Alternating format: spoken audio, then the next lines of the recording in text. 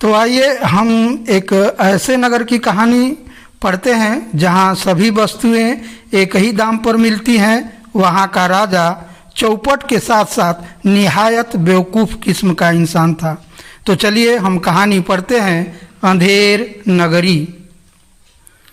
इस कहानी में पात्र हैं महंत, जिसको हम गुरु कहते हैं, शिष्य गोवर्धन दास, ये गुरु जी के चेले हैं, शिष्य नारायण दास, यह भी चेले हैं, राजा कुजड़ीन, जिसे हम सब्जी वाली कहती हैं, सब्जी का काम करती है, सब्जी बोती है और तोड़ के बेचती है, हलवाई जो मिठाई बेचता है, फरियादी शिकायतकर्ता को कहते हैं, कल्लू बनिया जो व्यापार करते हैं उसे हम बनिया कहते हैं, कारीगर जिसे शिल्पीकार या जो घर और मकान बनाते हैं उसे हम कारीगर कहते हैं, चूने वाला, चूना बनाने वाला, भिश्ती वह है जो कि पानी ढोने के लिए बनता है पशु या किसी जानवर के चाम का, कसाई, कसाई वह जो मांस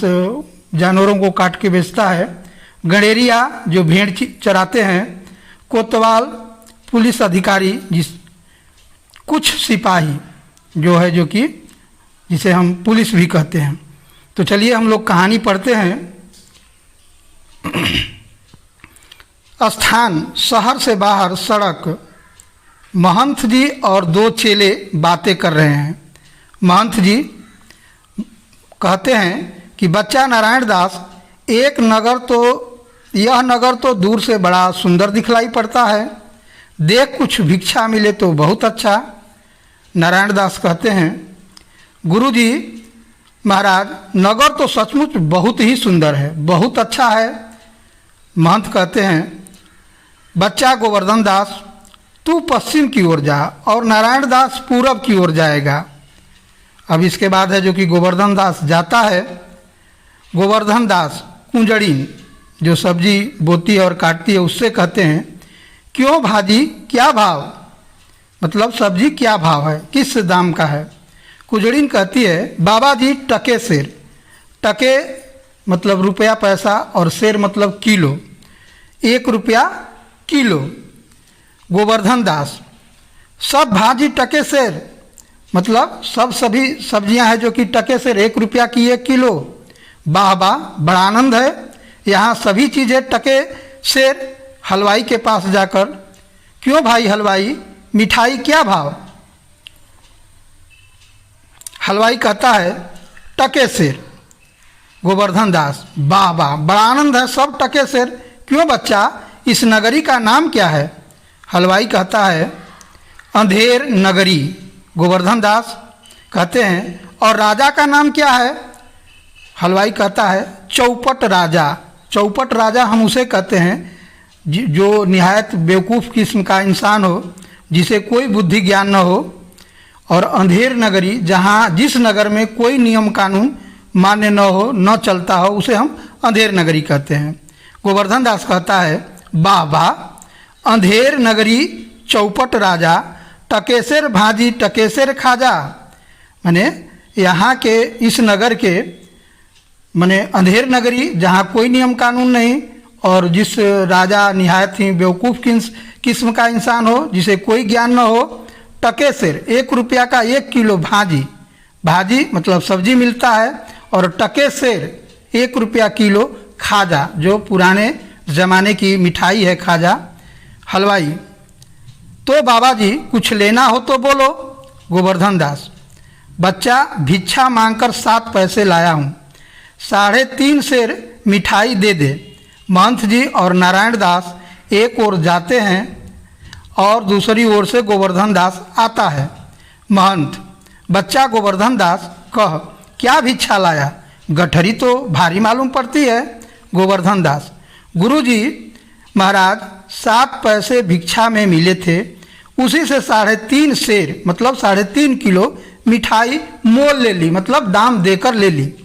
महंत, बच्चा नारायण दास ने मुझसे कहा था कि यहाँ सभी चीज़ें टके सेर मिलती हैं, तो मैंने इसकी बात का विश्वास नहीं किया।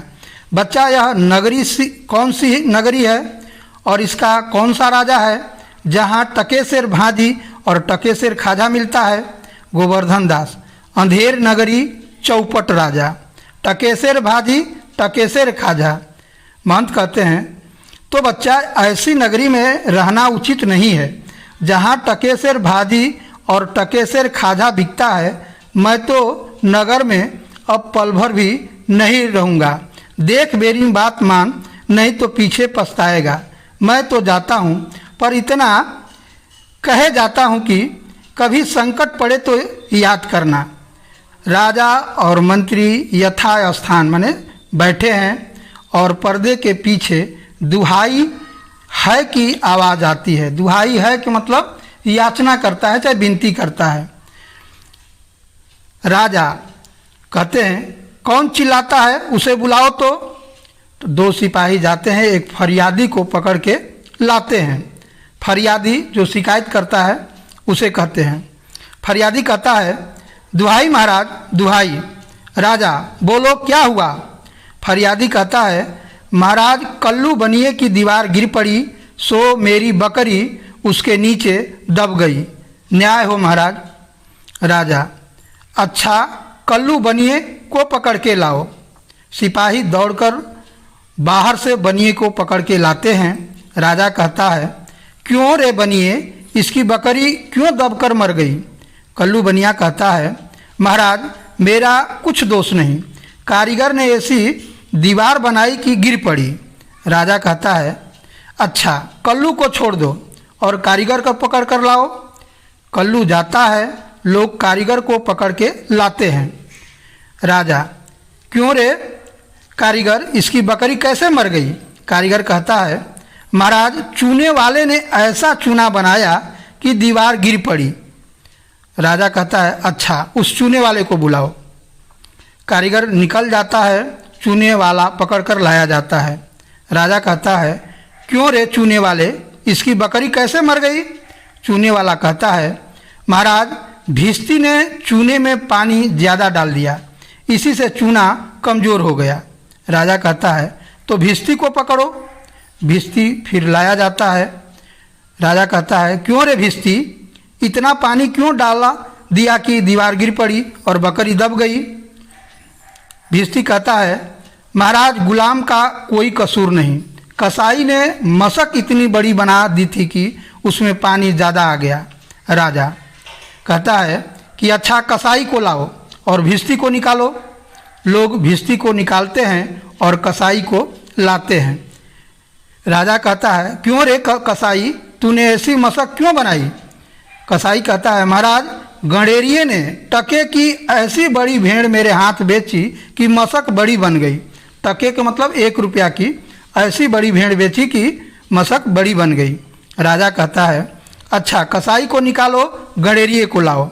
कसाई निकाला जाता है, गणेरिया लाया जाता है। राजा कहता है क्यों रे गणेरिये, ऐसी बड़ी भेड़ क्यों बेची? गणेरिया कहता है महाराज उधर से कोतवाल की सवारी आई, उसकी भीड़ भाड़ के कारण मैंने छोटी बड़ी भेड़ का ख्याल ही नहीं किया, मेरा कुछ कसूर नहीं है। राजा कहते हैं इसको निकालो, कोतवाल को पकड़ कर लाओ। कोतवाल को पकड़ कर लाया जाता है। राजा कहता है क्यों रे कोतवाल, तूने सवारी इतनी धूम से क्यों निकाली कि गणेरिये ने घबरा कर बड़ी भेड़ बेच दी? कोतवाल कहता है महाराज मैंने कोई कसूर नहीं किया। राजा कुछ नहीं, महाराज ले जाओ और कोतवाल को अभी फांसी दे दो। सभी कोतवाल को पकड़ कर ले जाते हैं। स्थान जंगी, गोवर्धन दास बैठा मिठाई खा रहा है। गोवर्धन दास कहता है कि गुरुजी ने हमको नाहक यहाँ रहने को मना किया था, माना कि देश बहुत बुरा है पर अपना क्या। 4 सिपाही तभी आते हैं और चारों ओर से आकर उसको पकड़ लेते हैं। पहला सिपाही कहता है चल बे चल, मिठाई खाकर खूब मोटा हो गया है, आज मज़ा मिलेगा। गोवर्धन दास कहता है घबरा कर, हैं यह आफत कहाँ से आई? अरे भाई मैंने तुम्हारा क्या बिगाड़ा है जो मुझे पकड़ते हो? जैसा कि चित्र में आप देख रहे हैं, उसे पकड़ के ले जा रहे हैं सिपाही लोग गोवर्धन दास को। दूसरा सिपाही, आप बड़े मोटे हैं इसलिए फांसी लगेगी। गोवर्धन दास, मोटा होने से फांसी, यह कहाँ का न्याय है? अरे फकीरों से मजाक नहीं किया जाता। पहला सिपाही कहता है, जब सूली पर चढ़ोगे तब मालूम पड़ेगा कि फांसी या मजाक। सीधी तरह चलते हो या घसीट कर ले चले। सूली मतलब जिस पर है जो कि फांसी दी जाती है उसे हम सूली कहते हैं। गोवर्धन दास कहता है, तब भी बात क्या है कि इस फकीर आदमी को नाहक फांसी देते हो? पहला सिपाही, बात यह है कि कल कोतवाल को फांसी का हुक्म हुआ था। जब फांसी देने को उसे ले गए तो फांसी का फंदा बड़ा निकला। क्योंकि कोतवाल साहब दुबले हैं, हम लोगों ने महाराज से विनती की, इस पर हुक्म हुआ किसी मोटे आदमी को फांसी दे दो, क्योंकि बकरी मरने के अपराध में किसी न किसी को फांसी की सज़ा होना जरूरी है, नहीं तो न्याय नहीं होगा। गोवर्धन दास कहता है, दुहाई परमेश्वर की, मैंने नाहक मारा जाता हूँ, यह बड़ा ही अंधेर है। गुरुजी, महाराज का कहा मैंने न माना, उसका फल मुझे भुगतना पड़ा। गुरुजी तुम कहाँ हो? आओ मेरे प्राण बचाओ, मैं बेअपराध मारा जाता हूँ। गुरुजी। गोवर्धन दास चिल्लाता है। सिपाही उसे पकड़कर ले जाते हैं। गोवर्धन दास, हाय बाप रे, मुझे बेकसूर ही फांसी देते हैं। अरे भाइयों, कुछ तो धर्म का ख्याल करो, अरे मुझे छोड़ दो। हाय हाय।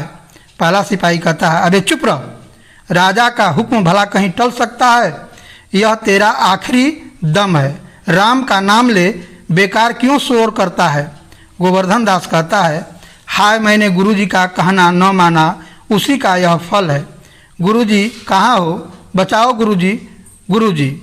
महंत, अरे बच्चा गोवर्धन दास, यह तेरी क्या दशा है?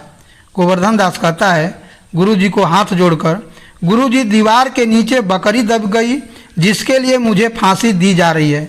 गुरुजी बचाओ बचाओ। महंत, कोई चिंता की नहीं है गोवर्धन दास, सब समर्थ है। भौहें चढ़ाकर सिपाहियों से मतलब गुस्से से बोलते हैं, सुनो मुझे शिष्य को अंतिम उपदेश देने दो। तुम लोग जरा किनारे हो जाओ, देखो मेरा कहना न मानोगे तो तुम्हारा भला न होगा। सिपाही कहता है, नहीं महाराज, हम लोग हट जाते हैं, आप बेशक उपदेश दीजिए। सिपाही हट जाते हैं। गुरुजी चेले के कान में कुछ समझाते हैं। उसके बाद गुरु और चेला दोनों फांसी पर चढ़ने के लिए झगड़ने लगते हैं। गोवर्धन दास कहता है, तब तो गुरुजी अभी फांसी चढ़ेंगे। महंत, नहीं बच्चा, हम बूढ़े हुए, हमको चढ़ने दे। गोवर्धन दास कहता है, स्वर्ग जाने में बूढ़ा जवान क्या, आप सिद्ध हैं, आपको गति अगति से क्या है, मैं फांसी चढ़ूँगा। इस प्रकार दोनों हुज्जत करते हैं। सिपाही हैरान होते हैं। राजा, मंत्री और कोतवाल आते हैं। हुज्जत का मतलब होता है झगड़ा करते हैं। राजा, यह क्या गोलमाल है? सिपाही कहता है, महाराज चेला कहता है मैं फांसी चढ़ूँगा, गुरु कहता है मैं चढ़ूँगा, कुछ मालूम नहीं पड़ता कि क्या बात है। राजा गुरुजी से, बाबा जी बोलो, आप फांसी क्यों चढ़ना चाहते हैं? महंत कहते हैं, राजा इस समय ऐसी शुभ घड़ी है कि जो मरेगा सीधा स्वर्ग जाएगा। मंत्री, तब तो हम ही फांसी चढ़ेंगे। गोवर्धन दास कहता है कि नहीं, हमको हुक्म है। कोतवाल कहता है, हम लटकेंगे, हमारे सबब से तो दीवार गिरी, मतलब सबब मतलब हमारे कारण से तो दीवार गिरी। राजा कहते हैं, चुप रहो सब लोग, राजा के जीते जी और कौन स्वर्ग जा सकता है, हमको फांसी चढ़ाओ और जल्दी जल्दी। राजा को लोग फांसी पर लटका देते हैं। यह कहानी भारतेंदु हरिश्चंद्र ने लिखी हुई है। जैसा कि आप देखते हैं कि अंत में है जो कि राजा फांसी पर चढ़ जाते हैं बिना सोचे समझे, और उन्होंने फांसी पर चढ़ना स्वीकार किया। तो बच्चों, इसी के साथ यह कहानी समाप्त होती है। आगे हम इसके प्रश्न उत्तर को देख लेते हैं। तो पहला प्रश्न होगा, आपके पड़ोस में लगने वाले बाज़ार में क्या क्या बिकता है? तो हमारे पड़ोस में लगने वाले बाज़ार में है जो कि खाने पीने की वस्तुएं, कपड़े लत्ते, जूते, दर दवा या अन्य फल फलहरी साग सब्जी बिकती हैं। दूसरा का है, आप कभी बाज़ार में खरीदारी करने गए हैं? यदि हाँ तो क्या क्या खरीदा है और कितने रुपये में। तो बच्चों यह प्रश्न का उत्तर आप अपने से दे सकते हैं। तीसरा है, घर पर आप अपनी कौन कौन सी शिकायत माँ से और कौन कौन सी शिकायत पिताजी से करते हैं। तो लगभग बच्चे हैं जो कि परिवार के सदस्यों की शिकायत माँ से करते हैं और बाहर के लोगों की शिकायत है जो कि पिताजी से करते हैं। आगे देखते हैं, एकांकी में जो घटनाएं घटी उन पर निशान लगाइए और जो नहीं घटी उन पर क्रॉस लगाइए।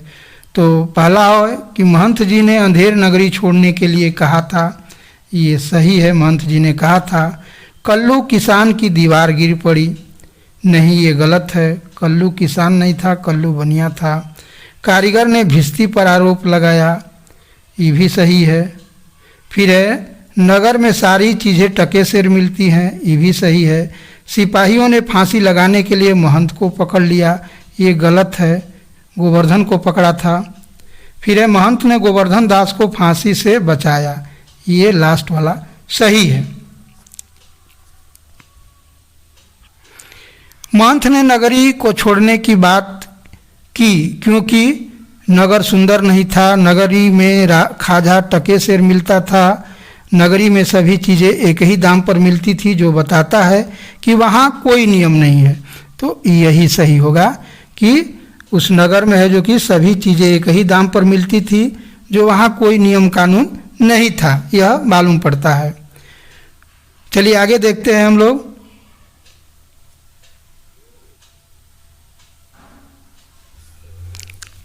कल्लू ने किसकी और क्या गलती बताई। तो कल्लू ने कारीगर की गलती बताई कि कारीगर ने ऐसी दीवार बना दी जिससे दीवार गिर पड़ी और फरियादी की बकरी दबकर मर गई।